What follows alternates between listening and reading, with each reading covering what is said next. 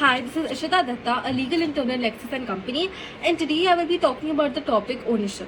Ownership seems somewhat similar to possession. It actually looks that the first conception of possession came into existence and then later the conception of ownership came into being.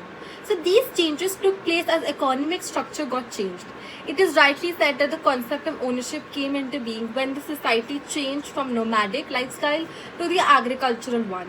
So these causes of development are enough to explain the principle that the development of law and society are interconnected to each other.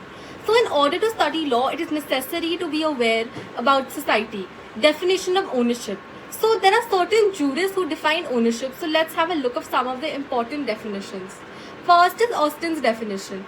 According to Austin, ownership is a right over a determinate thing in indefinite point in the point of user, unrestricted in the point of disposition and unlimited in the point of duration.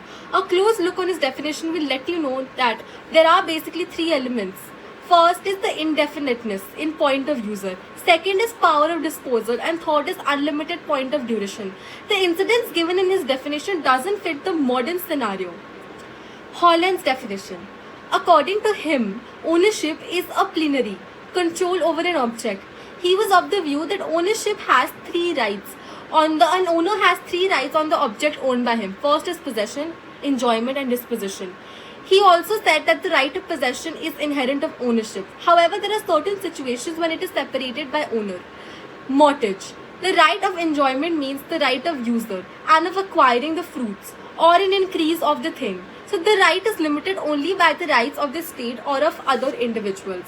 So whereas the power of disposition not only means the power of alienation, but it also includes the power of alteration and also the destruction of property.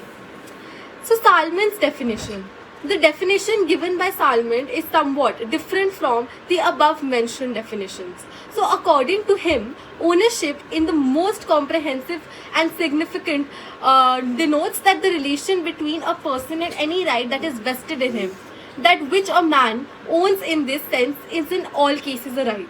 Ownership in this wide sense extends to all classes or rights, whether proprietary or personal in rem or in personam, in re properia or in re aliena, and it applies not only to the rights in this strict sense, but to liberties, powers, and immunities.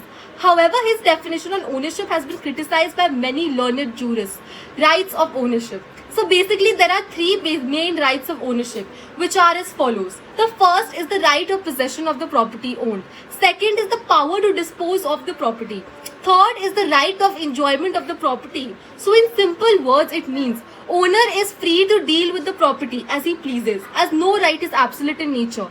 Is with this too. There are certain restrictions on these rights. So what are the classification of ownership? English law has classified ownership on the following ways. First is corporeal and incorporeal ownership. Ownership can be of two types. One, of physical object or of right only. So if the subject matter of ownership is a physical object, example building or land, etc., then its ownership can be classified under corporeal ownership. But whereas if the subject matter of ownership is that of right, example copyright or patent, etc., then its ownership can be classified under incorporeal ownership. Sole and co-ownership. So there are several instances where two or more persons have the right of ownership of the same property vested in them in the same period of time. So in simple words, when a property is vested in one person only, it is called sole ownership.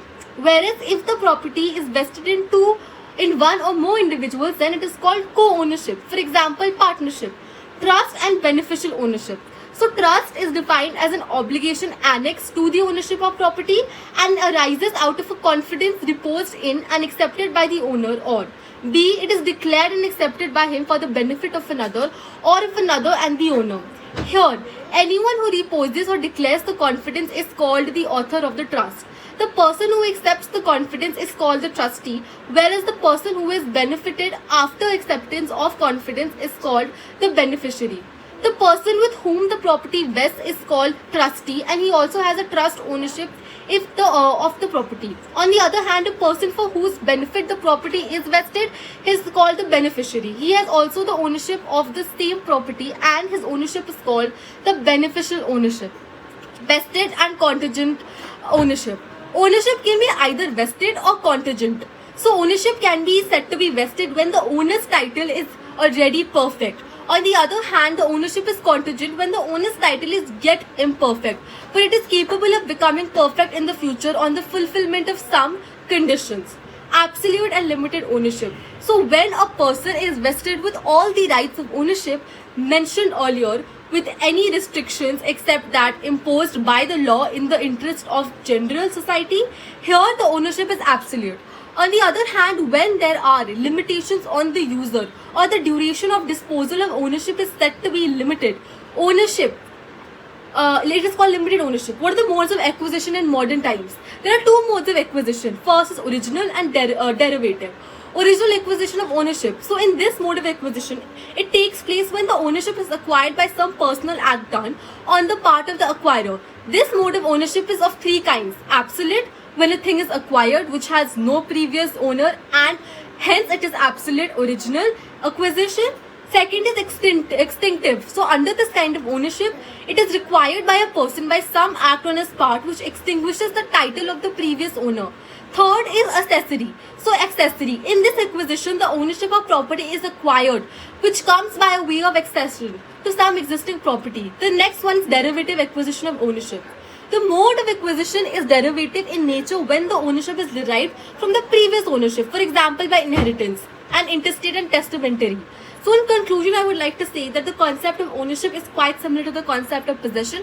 However, one should not get confused by both the concepts because certain distinctions should be kept in mind while reading any of the concept. Thank you so much.